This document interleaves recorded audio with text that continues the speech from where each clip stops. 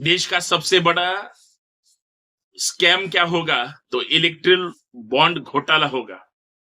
Erectile bond घोटाला, अगर सर्वोच्च न्यायालय ने एसबीआई को अगर कड़ी शब्दों में सवाल नहीं पूछे होते, नहीं फटकारा होता, नहीं औकात दिखाई होती, तो ये हजारों लाखों करोड़ों का घोटाला इस देश के सामने नहीं आया होता। माननीय सर्वोच्च न्यायालय ने एसबीआई बैंक हो या इलेक्शन कमीशन हो, इनको सख्त ताकीद दे दी कि जितने भी इलेक्टोरल बॉन्ड जमा हुए हैं उनकी पूरी डिटेल्स हमें चाहिए। ये देश का नहीं, दुनिया का सबसे बड़ा घोटाला है। ये सुप्रीम कोर्ट के ध्यान में आया, इसलिए दुनिया के सामने आया। लेकिन हमारे देश के अर्थ मंत्री कहते हैं कि मेरे पास ये जो लोकसभा चुनाव है लड़ने के लिए पैसे नहीं है। इस देश के अर्थ मंत्री अगर ऐसा बोलते हैं, उनके ही अर्थ मंत्री पद के दौरान ही दुनिया का सबसे बड़ा घोटाला हो गया इलेक्ट्रल बॉन्ड का।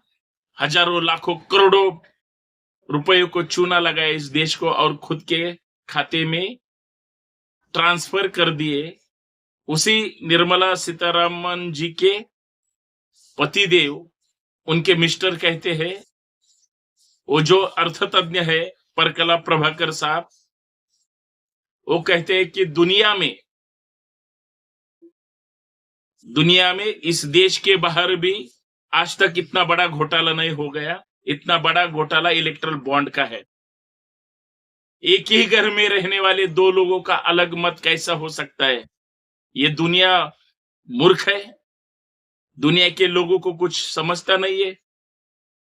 देश के लोग अंधे हैं, बहरे हैं, बोल नहीं सकते, सुन नहीं सकते या देख नहीं सकते।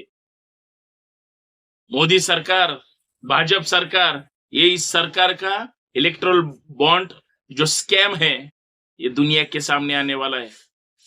निर्मला सीतारामन जी के जो पति है परकला प्रभाकर साहब, आगे कहते हैं, और मुझे भी ऐसा ही लगता है, मैं इसी अर्थ शास्त्र का एक विद्यार्थी के रूप में आपसे बात करना चाहता हूं।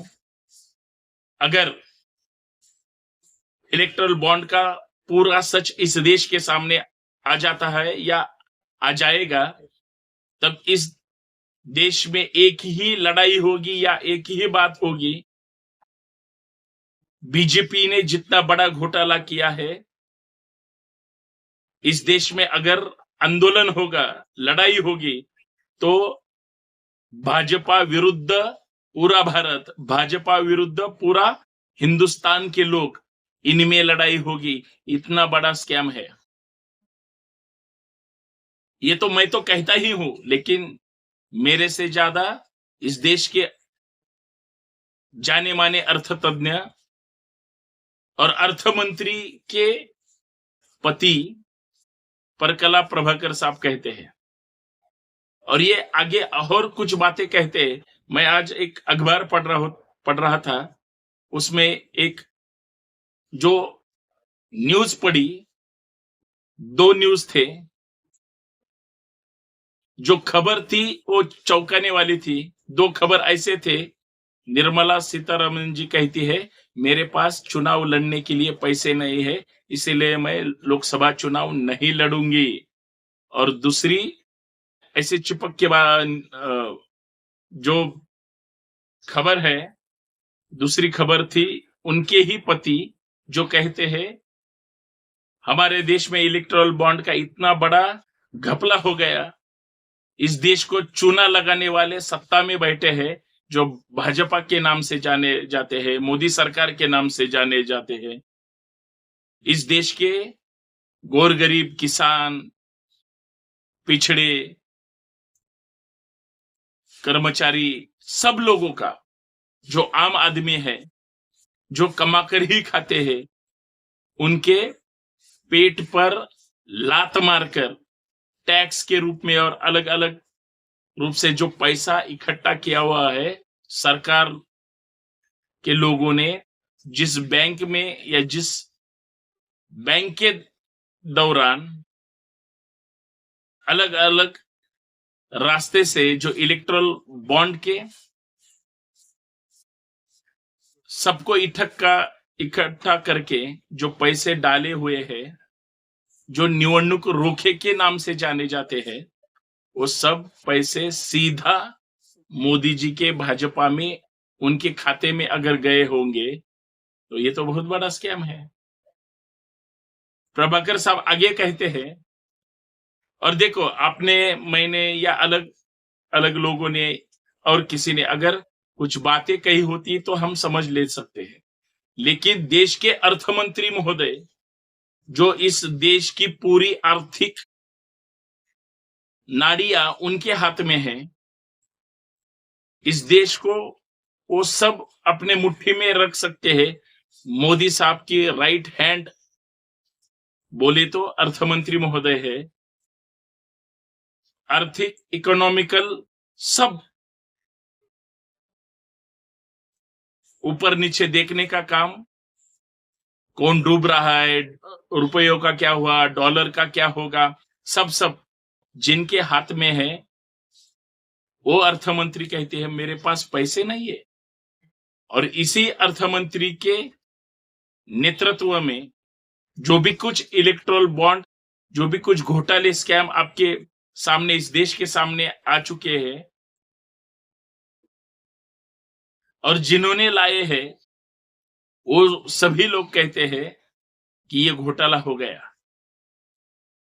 ये घोटाला होने ही वाला था। अगर ये इतना बड़ा घोटाला है, इतना बड़ा घोटाला देश के सामने आया है, तो यही एक ही बात है, मोदी सरकार ने गड़बड़ी की है, घोटाला किया है, स्कैम किया है। और ये हम नहीं कहते, कोई भी नहीं कहता। इलेक्शन कमीशन ने जो लिस्ट जारी की है, जिन जिन लोगों को इलेक्ट्रल बॉन्ड दिया है, बेचा है या सुपुर्द किया है, वो सभी लोगों के खाते में हजारों लाखों करोड़ों रुपए जमा हुए हैं। इसीलिए भारत ही नहीं, भारत के बाहर भी दुनिया में सबसे बड़ा घोटाला इलेक्ट्रल बॉन्ड का है। अभी लड़ाई इस घोटाले पर ही होगी। संघर्ष सत्ताधारी वर्सेस अपोजिशन में होगा। जो सत्ता में बैठे हुए मोदी साहब के नेतृत्व में, उनके खिलाफ सभी विरोधी पार्टियां जिनमें ईडी की डर नहीं है, ईडी का डर नहीं है, और जो लड़ सकते हैं वो सभी लोग इस विषय पे आने वाले कुछ ही दिनों में, महीनों में देश का सबसे बड़ा आंदोलन खड़ा करेंगे, खड़ा होगा ही, और खड़ा होने ही वाला है। इतना बड़ा ये इलेक्ट्रल बॉन्ड का स्कैम इस देश में हुआ है। भाजपा विरुद्ध हिंदुस्तान, भाजपा विरुद्ध इंडिया, भाजपा या नरेंद्र मोदी साहब विरुद्ध सभी लोग अभी लड़ेंगे। हमारा पैसा कौन चुरा लेके गया, किसके हिस्से में गया, क्या होगा, क्या कितना भ्रष्टाचार हुआ है, ये सब आगे आगे आपके सामने आ जाएगा। बाकी आप सब समझदार हो, ध्यान में रखो अभी क्या करना होगा, नहीं तो ये देश को बेच डालेंगे। ध्यान में रखो। जय हिंद, जय भारत।